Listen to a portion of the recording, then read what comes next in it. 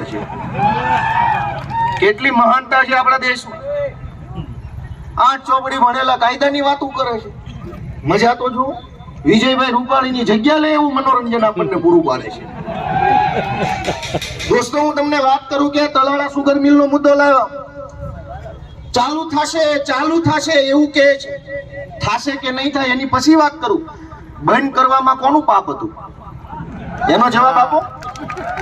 તલાળાની sugar મિલ બંધ કરવામાં પાપ કોનું હતું? ભાજપનો. ઈ નહીં જ હવે ચાલુ કરવાની વાતો કરીને છેતરવા આવ્યા છે.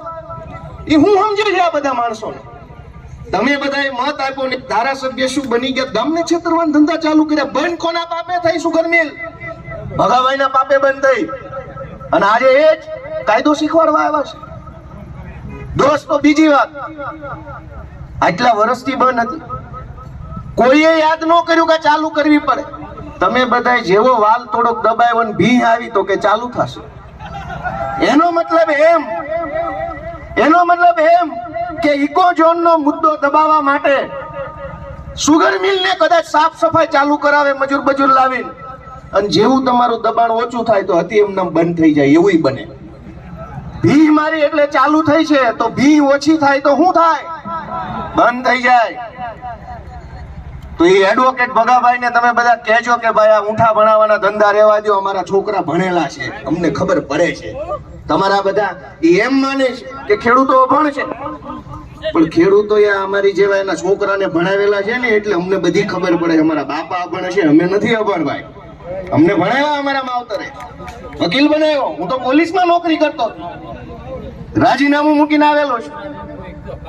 દોસ્તો, આ સુગર મિલ નો મુદ્દો છેતરવા ઘણા બધા સરપંચો, ઘણા બધા વડીલોનું કદાચ અમે નોંધ લેતા ભૂલી ગયા હોય તો પહેલા માફી ચાહું છું. અહીંયા જે ઉપસ્થિત છે એ તમામને અમે તક આપવાનો પ્રયત્ન કર્યો, છતાં કોઈ રહી ગયું હોય તો દિલથી માફી માંગુ છું. કારણ કે આવું મોટું યજ્ઞ થતું હોય એમાં નાની મોટી ભૂલો રહી જતી હોય.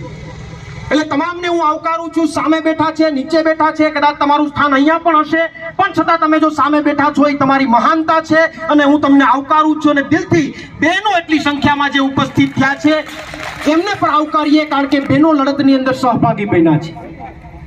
મૂળ વાત મારે એ કરવી છે કે વન વિભાગ એમ કહે છે, વન વિભાગ અને ફોરેસ્ટ વિભાગ એમ કહે છે કે સિંહના રક્ષણ માટે ઇકોઝોન. તો મારે એને એ કહેવું છે કે જો સિંહના રક્ષણ માટે ઇકોઝોન હોય તો રૂટ ઉપર તમે રોજની 200 થી 250 પરમિટ આપો છો, અને પરમિટ આપો છો એમાંય મને વાંધો નથી, પણ તમારા ટ્રેકરો સિંહને ખસેડીને રોડ ઉપર અને રૂટ ઉપર લઈ આવે છે, અને રૂટ ઉપર લઈ આવી અને રોજની 250 જેટલી ટેક્સીને તમે સિંહ દર્શન કરાવો છો. શું આમાં સિંહ હેરાન નથી થતો?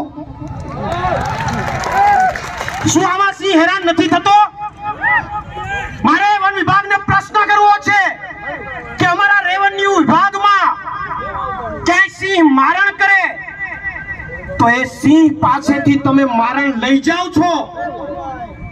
એ સિંહે જે મારણ કર્યું છે, સિંહને ખાવા નથી દેતા, એને ભૂખો રાખો છો, અને ઈ મારણ લઈ જાય અને તમારા રૂટના સિંહોને ખવડાવી અને સરકારી ચોપડે તમે ઉતારો છો. આ શું ખોટું નથી? આમાં શું રેવન્યુ વિભાગનો સિંહ જેને મારણ કર્યું છે, ભૂખો રહે છે, એમાં સિંહને નુકસાન થતું નથી? તમને માત્ર તમારી વાત દેખાય છે, પણ સાહેબ વાસ્તવિક પરિસ્થિતિ તો એ છે, દુઃખની વાત તો એ છે કે આ પીડાઈએ છીએ એટલા માટે કે આપણે બોલતા ડરીએ છીએ, આપણે જવાબ દેતા ડરીએ છીએ, આપણે રાજકીય લડત લડતા પણ ડરીએ છીએ. આપણે બે મુદ્દાઓમાં કાયમી માટે પાછા પડ્યા છે. હજી તમને કહું, તમારા વિસ્તારમાં ઇકોઝોન લાગુ કર્યો ને, તમારા વિસ્તારમાં ઇકોઝોન લાગુ કર્યો, ચૂંટણી સમયે તમે તમારા સમાજના નેતાના ખંભે બેસાડીને ફરતા હતા કે નહીં આ તો મારા સમાજનો છે, મારા સમાજનો છે, દોડવું પડે, મત આપવા પડે. ઈ સમાજનો નેતા તમારા પડખે અત્યારે ઊભો છે, આ કે ના? ઊભો છે, આ કે ના? તો તમારા દુઃખમાં સહભાગી ન હોય તો તમારો શું કામ કહેવાય? તો પારકા કહેવાય સાહેબ, એ તમારા ન કહેવાય.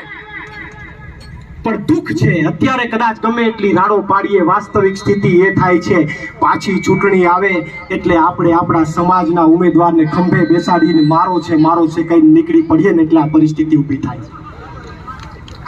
એટલે આ પરિસ્થિતિ ઊભી થાય છે. એના માટે રાત દિવસ એક કરી નાખીએ, એના માટે મત લેવા માટે કોક સાથે બાંધી પડીએ, ઝઘડા કરી લઈએ, કોક સાથે સંબંધો બગાડી નાખીએ. આજે તમારા ખેતર 50% ભાવે જાય છે, તમારો ભાવ પૂછવાય કોઈ આવ્યું નથી. અને બીજી વાત, તમને ડરાવવામાં આવે કે તમારા ગામમાં જો ભાજપના ટીકડા ન નીકળ્યા તો ફાર્મ બંધ થઈ જશે. તમારા ગામમાં ભાજપના ટીકડા ન નીકળ્યા તો તમારા ધંધા બંધ થઈ જશે. આપણે ડરી ડરીને એના ટીકડાઓ ભેગા કરીએ. સાહેબ, ટીકડાઓ ભેગા કરીને અંતે આપણે ટીકડા ખાવાનો સમય આવી ગયો છે. એના ટીકડા ભેગા કરીને અંતે આપણે ટીકડા ખાવાનો સમય આવ્યો છે. કોઈ તમને કોઈ તમારી ખબર અંતર પૂછવા પણ નથી આવ્યા. તમને ટીકડા ભેગા કરવા વાળા લોકો, તમારા સમાજના આગેવાનો તમને ખબર અંતર પણ પૂછવા નથી આવ્યા. અરે ખબર અંતર તો સાઈડમાં ગઈ સાહેબ. ખબર અંતર કરતા પણ એમ કહે છે ભાજપના આગેવાન ભગવાનભાઈ બારડ, એમ કહે છે કે ઇકોઝોન માટે જે તમે બધા લડો છો, તમને કોઈ કાયદાનું ભાન જ નથી. તમને ખબર જ નથી ઇકોઝોન શું છે. 2016 માં લડતા હતા તો એને પણ કાયદાનું ભાન નથી. પછી હવે ભાજપમાં ગયા તો આવી ગયું છે, સમજણ આવી ગઈ. એને એમ કીધું કે તમને કાયદાની સમજણ નથી. જે લોકોને એવું હોય કે અમને કાયદાની સમજણ નથી, તો આપણી બધાની તૈયારી છે જાહેરમાં ડિબેટ કરવી છે, મીડિયાની હાજરીમાં, સમય એનો, સ્થળ એનું, જગ્યા એની, એ આમંત્રિત કરે. આપણે બધા ભેગા થઈને ડિબેટ કરવા જાવી છે. બોલો, હા કે ના જાવી છે? હા કે ના? તો દૂધનું દૂધ, પાણીનું પાણી થઈ જાય. બીજું મેટર હું ત્યાં ખબર પડે કોનો ખાચો કાઢી લીધો છે ને કોને બહાર કાઢ્યા છે, કોની જગ્યા નીકળી ગઈ છે, નગટલામાં કોની નીકળી છે, અરીઠિયામાં કોની નીકળી છે, રામપરામાં કોની નીકળી છે, અહીંયા મેંદડામાં કોની નીકળી છે, ધારીમાં કોની નીકળી છે, વિસાવદરમાં કોની નીકળી છે, ખબર પડે. બીજું એમ કહે છે કે તમને જોઈ લેવું. જેટલા આ બધા વિરોધ કરે છે ને બધાને જોઈ લેવું.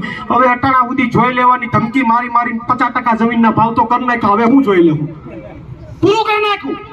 અને છતાં જોવાની ઈચ્છા હોય તો તૈયારી છે, ઘરેથી તૈયારી કરીને નીકળ્યા છે સાહેબ. કોઈ વાંધો નથી, કોઈ ડરવાની જરૂર નથી. પણ મૂળ વાત એ છે કે જોઈ લેવા કરતા હમણાં ભાજપની 2-3 દિવસ પછી ચિંતન શિબિર છે, એ જોઈ લેવા કરતા ન્યા ઇકોઝોન મુદ્દે ચિંતન કરો ને, ઇકોઝોન નાબૂદ કરો. બાકી તમને ચિંતન કરવા જેવા ગીરના લોકો નહીં રહેવા દે. અમારી વિનંતી છે.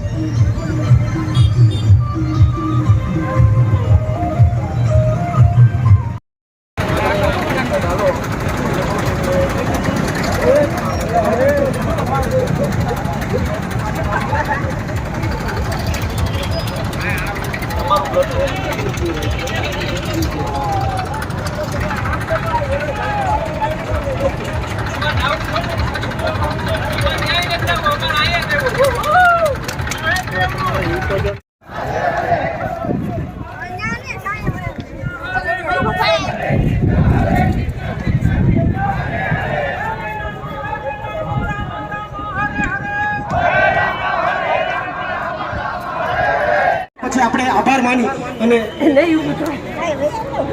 100 વાતની એક વાત, 100 વાતની એક વાત, 1000 વાતની એક વાત, લાખ વાતની એક વાત. જંગલ ખાતું જાય તેલ પીવા, સરકાર જાય તેલ પીવા, સરકાર જાય તેલ પીવા. ઇકોઝોન લાવનારા હો વખત જાય તેલ પીવા. અમે ખેડૂત છીએ, તમારું જે હોય એ લોકોને કહીએ નહીં. અમે એક જ વાત જાણીએ, જીવતા હોઈએ તો પણ એક જ વાત જાણીએ અને મરેલા હોઈએ તો પણ એક જ વાત જાણીએ. ઇકોઝોન હટાવો, ઇકોઝોન હટાવો, ઇકોઝોન હટાવો, ઇકોઝોન હટાવો. તમારા નિયમ ગયા ખાડમાં, તમારી સરકાર ગઈ ખાડમાં, જંગલ ખાતું ગયું ખાડમાં. અમે બાપ છીએ, અમે બાપ હતા, અમે બાપ રહીશું. ઇકોઝોન હટાવો, ઇકોઝોન હટાવો, ઇકોઝોન હટાવો.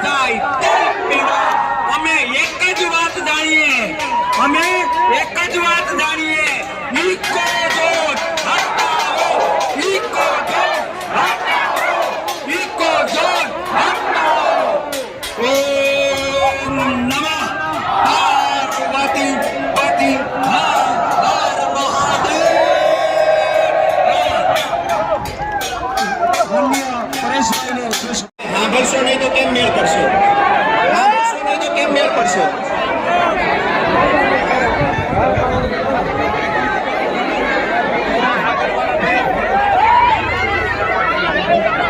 ભાઈ બે જાઓ યાર, પ્લીઝ બે જાઓ પ્લીઝ ભાઈ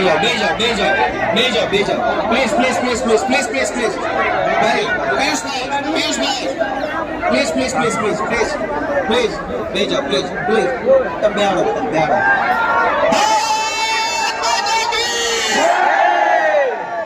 હવે સાહેબને હું રજૂઆત કરું છું, સાંભળો કે માનનીય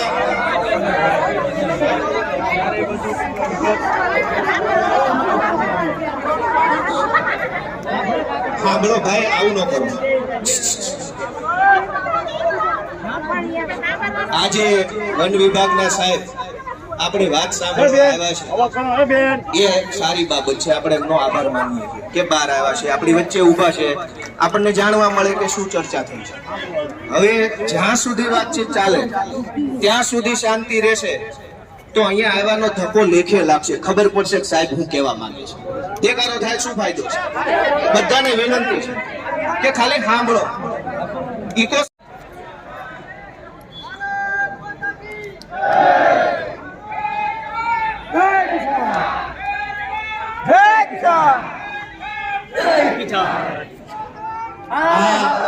આવેદનપત્ર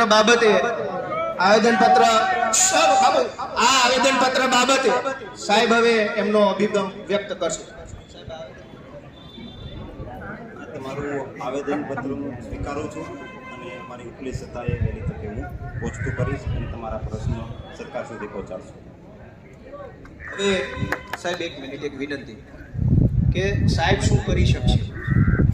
આ જે ઇકો સેન્સિટિવ ઝોનનું માપ બન્યું, માપ આમ જેમ બન્યું તેમ, એ માપ લેવાની કામગીરી ગુજરાતના